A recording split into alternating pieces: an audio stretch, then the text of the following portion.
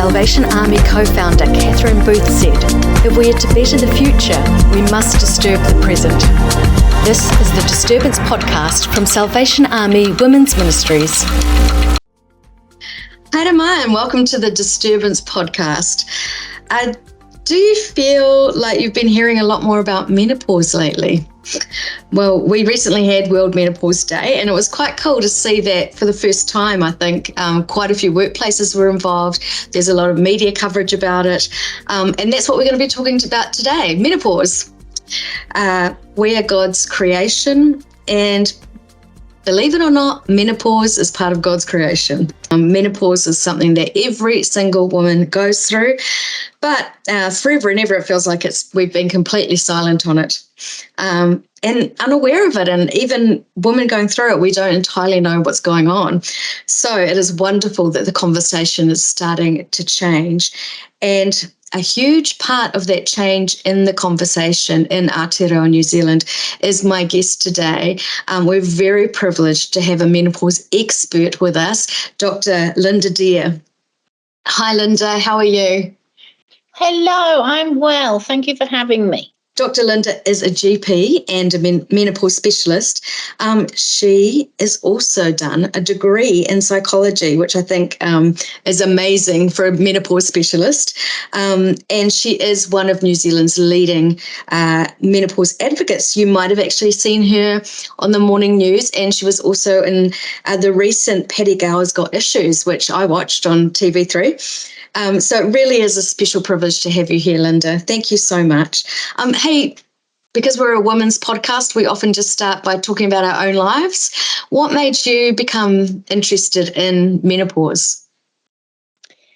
Well, yeah, it was quite personal for me because I eventually found myself and realised that's what it was, in perimenopause.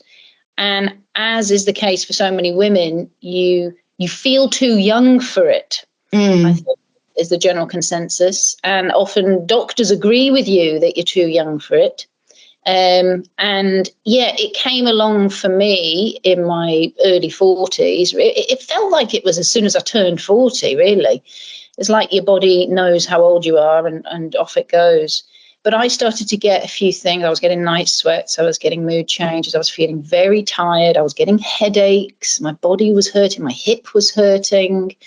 You know, all these kinds of things. But it took even me being a GP time to put it all together and realize that's what it was. And then also I sort of started to realize I was missing it in other women as well. You know, I wasn't seeing it enough in my patients as well as not seeing it in me.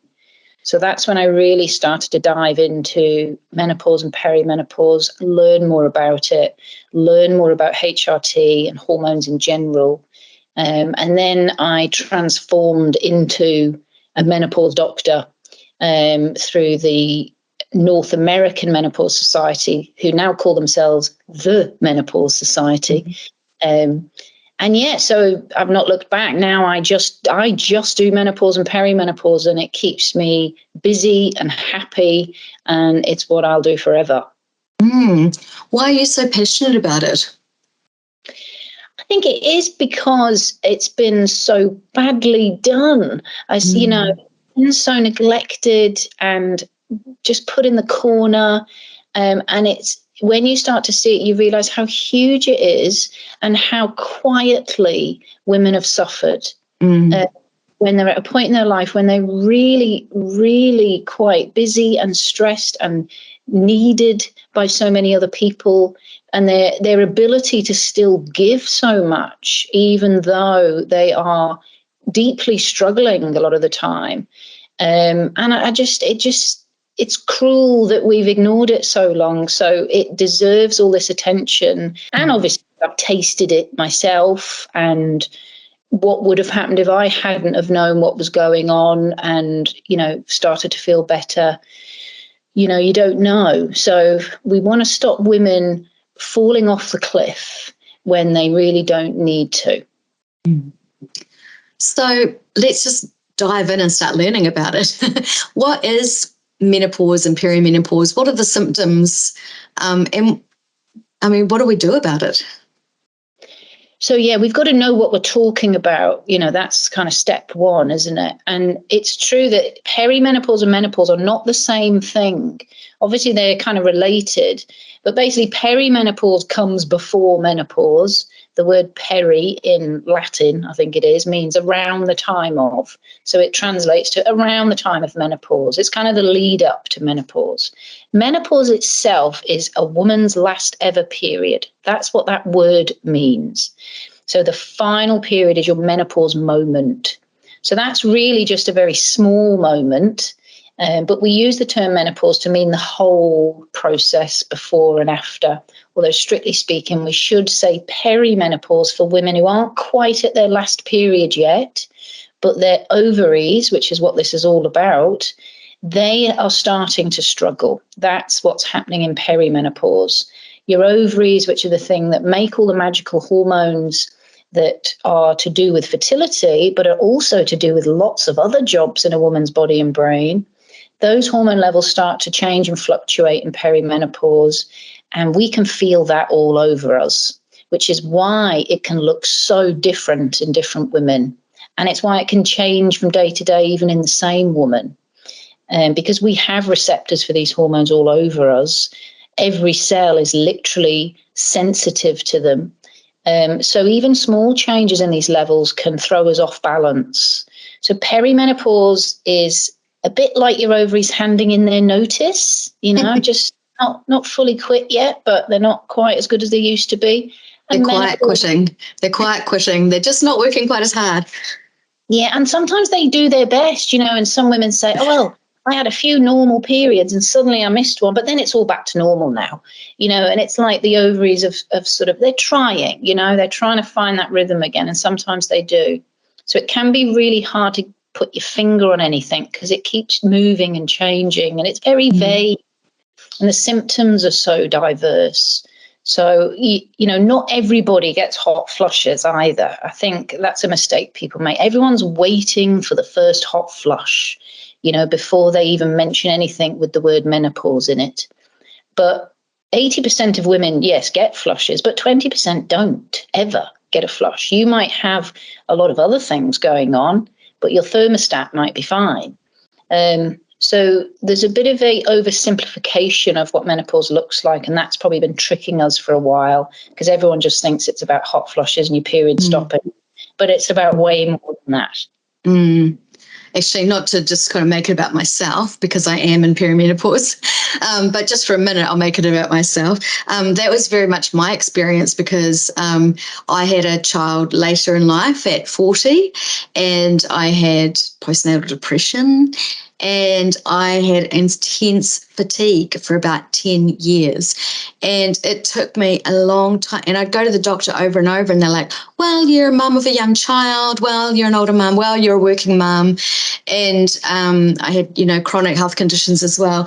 And it was only really when I quite recently went to the doctor and I said, I've just got this terrible fatigue. And she's like, well, and then I just burst into tears. And she's like, oh, okay, maybe, because I was going to ask for HRT. And she's like, oh, maybe we can. And I must say that it has made a huge difference. But I've never had a hot flush. I've never had night sweats. The fatigue was the thing that really was debilitating for me, as well as kind of brain fog and a bunch of other stuff. But what do you find to be the main symptoms of menopause, perimenopause? Yeah, I mean, as you say, it's not the classic ones. So hot flushes and night sweats are not really the most common. They are common. But the survey that I did where, a lot of Kiwi women filled it in. So it gives us a bit of an idea of what's going on. And just from the women who come and see me, who I've seen over the years, it is fatigue and sleep problems. I would put them right up there as being the top. And that was supported in the survey findings as well. So our energy levels, these hormones are kind of like our fuel, and it can really feel like we're running on empty when they're not there like they used to be. So fatigue is such a vague symptom, which other things can cause. So it's really common for a doctor and the woman herself to be saying, "Oh, I'm just too busy. I'm doing too much. My job's really stressful. My kids are doing my head in. This is going on. That's going on. The world's in a mess at the moment. It's just the stress." So there are all these other reasons that you can look towards. And yes, they impact us. Of course they do. But sometimes our hormones are hiding in the corner and nobody's pointing the finger at them when actually they are playing a big role. They're a piece to the jigsaw that we've been ignoring for too long. Mm. Yeah. And like the word fatigue just doesn't do justice to the feeling of that you actually have when you're experiencing it, does it? You mentioned the survey that you did, this wonderful conversation-changing survey, really. For those who don't know, Dr. Linda surveyed 5,000 Kiwi women about their menopause experiences, and it really has given us huge insights into like women's experience of menopause in Aotearoa, New Zealand. And one of the stats that the media's picked up a lot on, if you've been following the conversation in general, is that 1 in 12 women in Aotearoa have left their jobs because of menopause. Why are women leaving their jobs? There seems to be kind of two big barriers. There's probably more than two, but two of the big ones that are there. The first barrier is the lack of awareness that something is actually being caused by menopause and perimenopause. So that's the first barrier for women to get over. But even if she does figure out that it maybe there's a hormonal element to what's going on for her, then she walks into another wall, which is the stigma. Because then she doesn't feel able to talk about it. She doesn't feel able to admit to it, because there is this bad image, if you like, with perimenopause and menopause, that it's makes women look weak, or it's going to, discriminate against us somehow. So there's this pressure to just suck it up, to put on a brave face. And a lot of women do that. And that's exhausting as well. Trying to cover things up, second guessing yourself. So a lot of the stuff out there is actually saying that the stigma is also what's making women quit, not just the symptoms themselves. And often, though, they actually are more capable than they feel they are. And sometimes it's like a loss of confidence more than anything. This huge crash of confidence that makes them make some really big decisions that means their life takes on a different direction than it probably would have or should have. Whereas if you can support women and make it more normal, give them more support, this phase will pass, as we know anyway. This is not forever. There's very few women who have symptoms that go on after their postmenopause period or beyond that. Vast majority of us, this is a turbulent time, but it is temporary, a bit like puberty. We are going to emerge from this, usually better, bigger and bolder. And if you can just, support and care for women while that's happening, then she won't make these huge rash decisions, such as leaving her job and leaving the workforce, which is not only bad for her, it's bad for employers as well.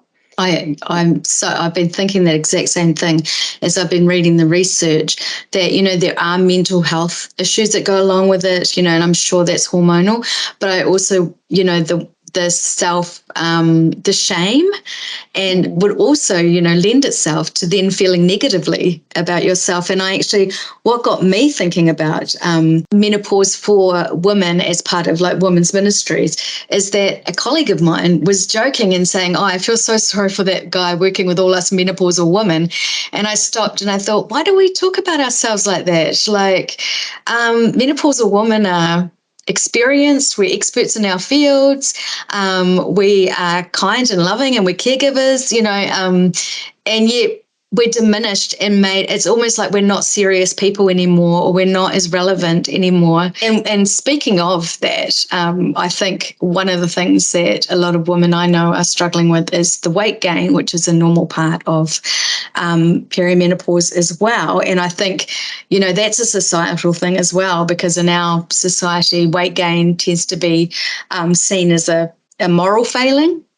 And so I know a lot of women feel real shame about the weight gain aspect. Can you talk us through that? Are there biological reasons? Are there, what's going on behind that? There is stuff going on behind that, and most women can relate to this, where they say, I seem to hit an age where everything I used to do just stopped working. The exercise, the dieting, the mindfulness, the good sleep hygiene, all the good stuff that used to keep our body looking a certain way, our body stops listening. And it's really frustrating. And as you say, it can have all this other kind of wider feeling of judgment and negativity attached to it. Things do change with our body. A lot of stuff changes when our hormone levels change. It is actually ridiculous how much the ovaries do. They are way too busy. They should not have put their hands up for so many jobs. Fertility is a big job. They could have just stuck to that one. I think everyone would have completely understood that. But, the ovaries are multitaskers. They like to get out there like little women. They do a bit of everything. And they're even sticking their nose into metabolism and how we control our blood sugar and all kinds of stuff that they're involved with. And what we know that happens from peri and menopause is the body goes into a fat storage, muscle loss kind of phase. So it's the opposite of what we want our body to be made of. So our body composition actually starts to change, and there is this tendency for the body to want to hold on to fat or gain more fat and want to get rid of muscle. So we do start losing our muscle mass. So the question is, what can we do about that? Because yes, there's the image pressure, which is, not such a good thing to be allowing ourselves to be dictated by, but there is a health thing there as well. We know that from menopause and onwards, women's risk of health problems does start to go up. So if we look at sort of cardiovascular disease, things like heart attacks, strokes, bad stuff like that, men do worse than women throughout most decades of life. So being a man is considered a risk factor for cardiovascular disease. Being a woman, we have less of them than men at all sort of decades until you get to about 50 and that sort of menopause age. And then we meet men with the same risk. And actually then we get a bit worse from a cardiovascular disease point of view. The outcomes are worse for women than men in the post-menopause years. So we've always known that something goes on at the menopause time that changes a woman's risk factors for cardiovascular disease. So the ovaries were doing good things for us in that sense, for our hearts and our blood vessels. And it's partly because of all this change at menopause with our body composition that leads to health risks as well. What can women do? Well, we do say a lot now is build muscle. That's a very good message to give to women in perimenopause and menopause. Muscle stuff, the stuff we normally let the boys do. We should be doing weights, proper weights as well, to actually make muscles grow. So if you switch, some of the exercise regimes women do are very much cardio focused more so, whereas we should start venturing into the weights department and not being afraid to lift and push and do stuff that we think is too heavy for us, with some guidance preferably, so we do it properly, because that can help reverse this trend of losing our muscle and therefore gaining more body fat. I just had a mental image of myself pinned under a dumbbell at home, not being able to lift it. But you don't want that. You'd mentioned before when you're talking about the stigma about, the way we're viewed in the workplace can be as much of a factor in women leaving work and so forth. And so I just wanted to talk for a minute about the structural aspect. I know you've met with MPs to talk about menopause. And one of the things that really surprised me but didn't surprise me was that, in your survey, you say that while 1 in 12 women are leaving their jobs, only 3% of workplaces actually have menopause policies. So what do we need to do on a structural level to start thinking about the needs of women who are going through this, and also other health issues? There's endometriosis, there's some people that have really difficult periods. What do you think we need to be doing on a government and a structural and a workplace level? This is biology. This is nature. This is, things that our bodies do that men's don't. It shouldn't be some sort of disadvantage or something that is just too much trouble to put up with, because it's not too much trouble. We can still thoroughly function highly in society, even with all this amazing biology that goes on in our bodies. But it might mean that things have to look a little bit different for women's bodies than they look for men's bodies, because yes, there are differences between us, and we have to acknowledge that, and we have to respect that and support it. The step one is to get the stigma out of the way. So that is, workplaces, and I do a lot of these talks for workplaces, just an awareness talk about menopause, just to kind of break the ice, to say the word, to explain what it means, and to get everyone just thinking about it in a slightly different way. But the other things that workplaces can do is kind of upskilling their people leaders and their managers, maybe a bit more specifically, so they are more confident in how to talk to a woman who might be having problems with menopause symptoms. And some companies are offering leave, menopause leave. There is some already doing menstruation leave for problems there, and that can be extended to be menopause leave as well. It's not part of your normal sick leave, but it's just another space for women to take a breath, take a day, and then other flexible things like flexible working hours. So instead of a meeting at 8:30, make it at 11 a.m. or something, making things later, letting women work from home if they need to. It's obviously easier in some jobs than others. There are ways that workplaces can become, we sort of say, be menopause friendly, but really it's just human friendly. It's simple stuff that makes a huge difference, but the stigma is the first thing that's got to go. And I think, I think about the way that the workplace was very male dominated, and the institution was created for men, and at industrialization, and now women are equally in the workplace. We are still in the adjustment phase. So a lot of women like me, we're used to being quite stoic and just keeping it to ourselves, and we never talk about our periods. We just hang in there. But actually, the workplace can adjust. It can do better. And it's us women actually being alert to the fact that this isn't a failing on our part. The workplace actually needs to do better if we're not feeling supported. And talk to each other about menopause and what we're going through is really destigmatizing, and helps to know you're not alone. It does, because it shouldn't be lonely when there's many in the same boat, and this is why I did the survey mainly. One by one, I would hear so many stories from women, and they would put their brave face on in the waiting room and then come into my room and take it off for a time and then put it back on when they went back out. Absolutely. And it doesn't have to be this lonely. And as you say, it's not a failing. It's not something we've got to hide and cover up. There's no prize for pushing on, really. No. And it's brave to admit if something is not going well and asking for help. We as humans, that's part of being a human. We can't change biology.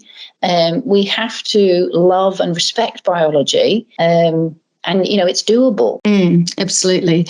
I love that you've got a degree in psychology as well, because if there's anything that, we are mind, body and soul, and each part of that is intertwined. We can't separate them out.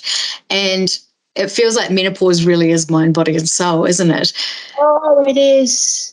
It is. That's why it's the package deal of everything that I've ever been interested in and anyone could ever be interested in. It is massive. I often say menopause is massive. People, when I first started the clinic and the idea, I had a few people saying, why are you doing that? Menopause clinic, what's that? And I was like, you have no idea how big, it's gut health, it's lifestyle, it's everything. It's psychology, it's relationships, it's work, it's having children, it's not having children, it's everything. It really is a huge topic that we will never know everything about, even if we talk about it for the rest of our lives, which we probably will. That's how complex women are. I was quite astounded that I think 69% or a huge majority of women said they did suffer from low mood. That's a lot of women feeling low. Also, what can we do to help ourselves through that?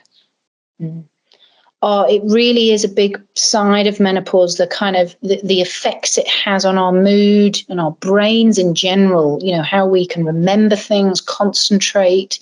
There's a lot of kind of brain effects because we've got receptors up there for these hormones. These hormones are talking to our brains. So it's not that surprising then to think, well, yes, it will affect things going on up here and especially our moods.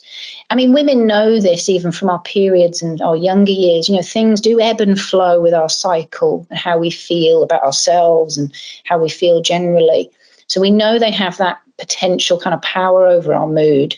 And then when you hit perimenopause, there is so much fluctuation and change. For some women, that can be their main symptom. It can just be mood symptoms. I call perimenopause like the great disguiser. She put on so many different kinds of faces and look like something else.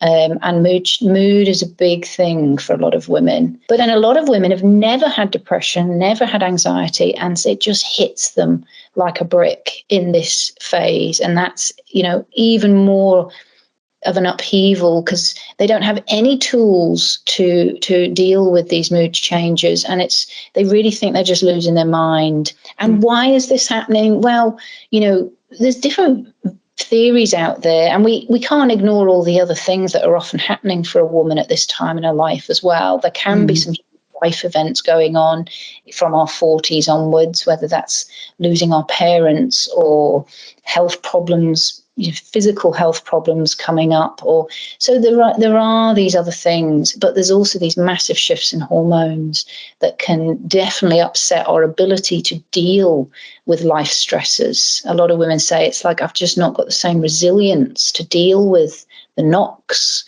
that are coming my way, even I've been busier and more stressed than this in the past and I could handle it. So it does do something to our mental processing, definitely. And we think it's all these shifting hormone levels. And what can women do about it? I think knowing that hormones might be playing a role is a crucial first step. Again, just being aware, because the mystery of it does make some women feel like, oh, I am just going mad. Like I am losing my mind. And saying that to yourself, again, you've stigmatized yourself, you've labeled it in a very sort of negative way. And then if you do seek help and that help doesn't work, whether that is therapy or counseling or antidepressants, then you feel like even more of a failure and even more pessimistic that why is this not helping me? Why don't I feel better? So if it's hormonal, it's knowing it's hormonal can sometimes be helpful, and then you don't feel like it's something else. And for a lot of women, HRT can massively help with their mood. As you mentioned, it's not just about treating hot flushes. For a lot of women, when they start on some hormone replacement therapy, which basically in perimenopause is stabilizing their levels again. We're not replacing it as such. That's what in postmenopause, that's what it's doing. It's replacing what's gone. In peri, you're just trying to even out all these ups and downs because the ovaries are still making some of their own hormones in perimenopause. It's just very erratic. But when you stabilize hormones in some women, they really do find that their mood symptoms are also more stable, and they can just better handle what's going on, even if there is still all this stress around them. Ultimately, though, we would like women not to have any stress. We do need to acknowledge that. Are we trying to do too much sometimes? We should say no a bit more, maybe as women, and not shoulder everything. You brought up so many good points. I did want to ask you about HRT. It is the main treatment for perimenopause and menopause. Does it still have a bit of a stigma around it? I know until very recent times, women were quite afraid to take it. Can you talk me through that? Yeah, I still think it's got a bad press around it. I think it will take a long time to get rid of that image. It's got, people hear the term HRT and the next thing that comes into people's heads is breast cancer. Those two things have been absolutely stuck together. And the reason is because of a very big study 20 years ago called the WHI, the Women's Health Initiative in America, which looked at lots and lots of women on HRT and looked at different outcomes for them. And one of those outcomes was whether or not they got breast cancer. And that was the study that came out and said, we found an increased risk of breast cancer from HRT. And that was what went around the world. And that was what made women stop wanting it and doctors stop prescribing it. So that was what really killed HRT, was that one study. The sad thing about that study is this, well, there's lots of sad things, but the main sad thing is that the risk that was there from the HRT they were using in that study was incredibly small. So the breast cancer risk that they found was an extra 8 cases out of 10,000 women, which is considered a very low risk of something happening. You've got more risk of getting breast cancer from being overweight or from drinking 2 or more units a night, which is basically just one big glass of wine. So in proportion to other risks of breast cancer, HRT is low down the list in terms of it being considered high risk. It's not considered high risk.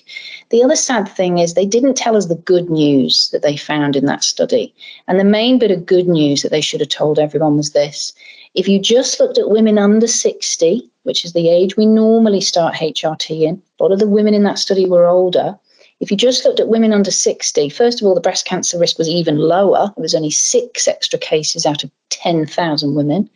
But more importantly than that, those women on HRT, if they started under 60, lived longer than women who didn't take HRT. So wow. all-cause mortality, including breast cancer, deaths from breast cancer, was lower for women who were on HRT than were not. And we think now the main reason for that is because we've got other data to show it reduces heart disease risk. And remember how I said we get to menopause and our poor hearts start to struggle a bit more? Well, they don't struggle so much if you give a woman her hormones back. So we should be saying this loud and clear to women. If you start it before 60, it reduces heart disease risk. It also reduces diabetes risk quite significantly. That was found in that study 20 years ago as well, but didn't make any headlines. The other big thing it does is help bones. Like, bones love estrogen. So women who are on HRT do not get osteoporosis. They don't get fractures. And getting osteoporosis and fractures is not a minor thing. That is a really often a bad thing when it happens to someone who is, especially a hip fracture. So, you know, the benefits that HRT has got, we knew it 20 years ago and we didn't tell anybody. The thing now is to get the right message out there, and then women can make up their own minds. You know, we've got to get the judgment out of this equation. This is for a woman and her body and what feels right for her, but we need to give her the honest facts about all the options, including HRT. Can you just explain a little bit briefly in a way that we can understand, in layman's terms, what is HRT? Well, as I kind of said at the beginning, this whole menopause, perimenopause thing is all about our ovaries, those 2 little glands down there in our pelvis that basically don't live as long as we do, essentially. You know, they have an expiry date that is not as long as our life expectancy. And our life expectancy is now way beyond our ovaries. Maybe nature didn't think we'd live this long, but we are, you know, but our ovaries are not budging on their retirement age. They're quite stuck on average 50, 51. That's when they've had enough and they're not going to work any longer for us. And it's the hormones that they make that is the thing our bodies and brains miss. And they make estrogen, progesterone, and they make quite a bit of testosterone. So essentially what HRT is and what it stands for is hormone replacement therapy, which means let's try and copy the ovaries, basically. So it is imitating nature as closely as we can. So that's what we do in HRT. We give women body identical estrogen, body identical progesterone, to give her those levels of hormones back in a nice stable way. And that for most women does make them feel better. There's different ways to give each of the hormones. The best way to give a woman estrogen is through her skin. I think one of the things that we need to talk about, we're going to have an honest conversation about the menopause stage, is our sex lives. like a huge 88% in your survey of women said that it had a negative impact on their relationship, on their partnership. And I mean, let's face it, it does feel unfair that, we like lose our sex drive, and men, it just seems like, can go on making babies till they're like 80. What's going on there? It really does. Menopause really can stick a nose into all kinds of areas. And one of those areas is our sex drive and our relationships, even unrelated to the sex drive. There can be relationship problems, even if libido is okay. There can be other, mood changes and fatigue, and she doesn't want to go out and she doesn't want to socialize. And so all of that can create tension in relationships. And just like with any other issue, it's often a communication problem. It is hard to communicate this stuff to your partner, though, your male partner, especially, because they don't live in the same body that we live in. And it's confusing enough for us sometimes. So trying to verbalize and explain it to someone else can be difficult. So there's that communication problem about what's going on, how are you feeling? And the more we can talk to our partners, the better. But sometimes it can just end up like it's an argument and it's a clash. And the sex drive issues and the libido, that can cause problems because, it's true, our libido can literally just feel like it just gets up and leaves. Like that bit of our brain just goes, nah, and that can feel very hurtful to the man in your life or the partner in your life, because they may feel rejected and not really understand where that's coming from.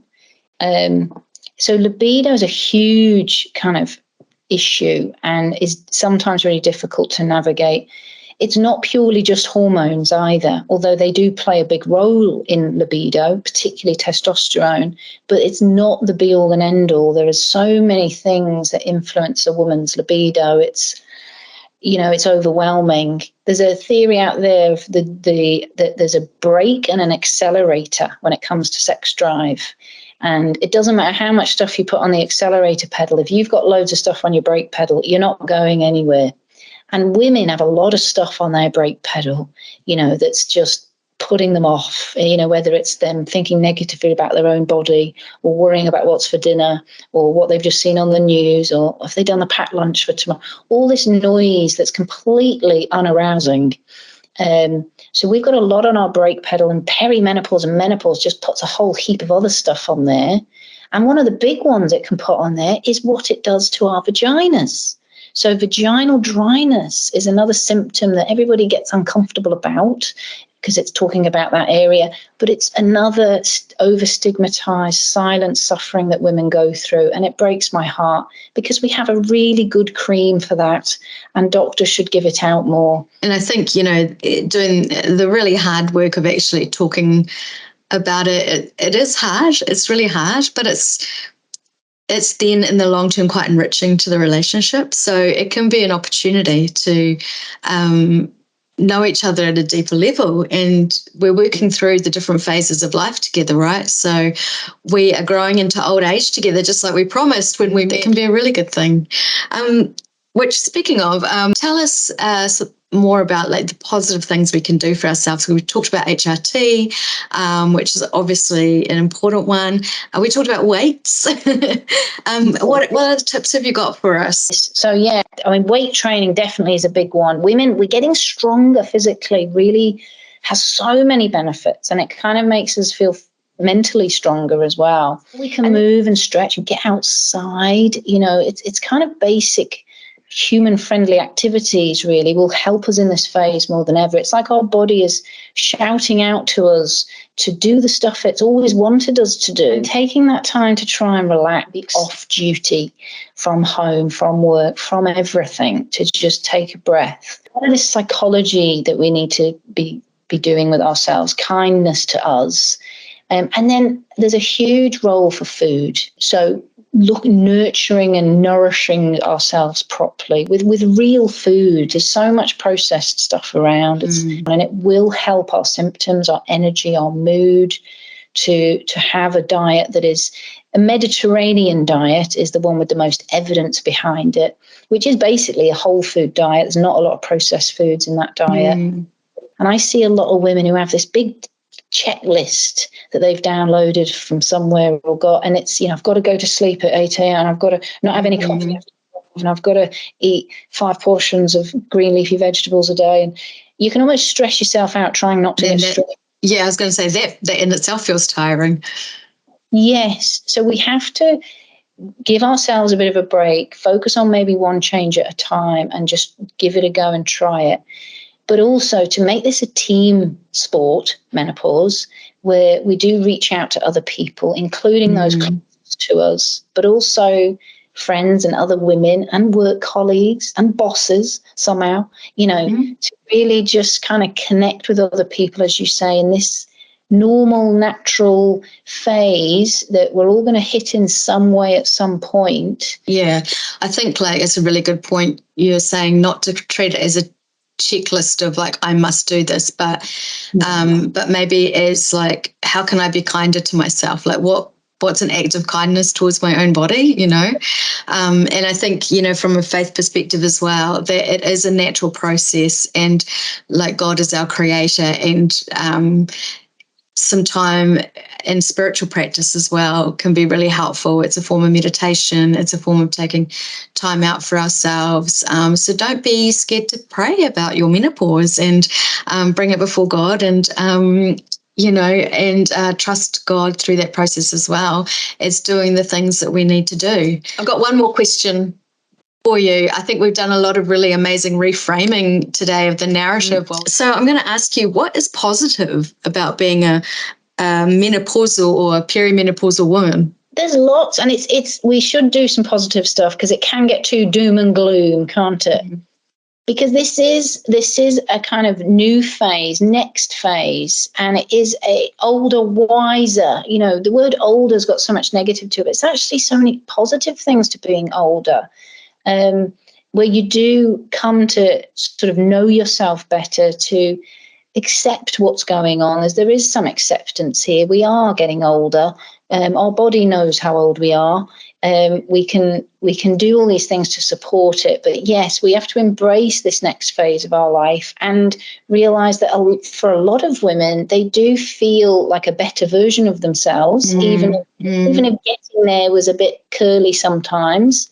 You are flourishing into someone else, something else, that next you. This is a journey, and there is a beautiful island. I sometimes say that we're all trying to paddle towards it, and sometimes the water gets a bit choppy, and we want to try and still those waters on our journey there. But ultimately, there is a wonderful place that we're getting to, that is that next version of us. I've often heard women talking about, I feel like I'm stepping into my power, and kind of when you're a younger woman, you're like, roll your eyes, what on earth does that mean? But I've had moments where I'm finding myself thinking that I'm really stepping into my power, because what I'm finding as I'm going through this phase is that I'm learning that my value comes from different places.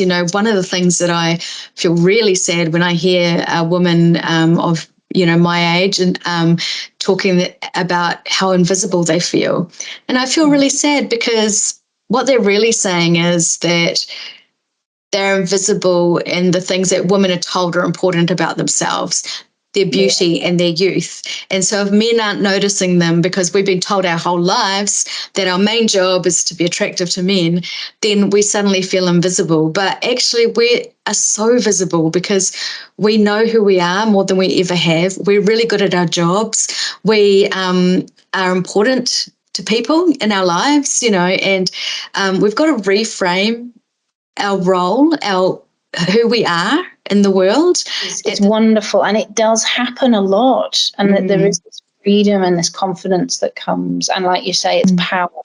Well, Dr. Linda, this has just been such an informative conversation, and it's been really, really useful and illuminating, and even it's been fun to talk about menopause, and it's so good to have people like you that are speaking up, and you're educating not only women, but actually our culture and our society, because it isn't just a women's issue, it is a societal issue. Like you said, men are involved as well, because they partner with us in life. I just want to finish with giving a shout out to menopausal women. And like I just said just now, we often are experts in our field. We've got children that we care for and mokopuna. If we don't have children, we've no doubt had a tremendous influence over other women, and we've got other young people in our lives. We have been in the workplace for, 20, 30 years. So we've got a lot to offer, but we've still got a vision for the future, right? We are to be admired and not to be diminished. We're made in the image of God, and we are valued, visible, and vital to the people around us. So thank you so much for sharing your time and your expertise with us today. It's been really special. Thank you, Dr. Linda. Really appreciate you. Thank you for having me.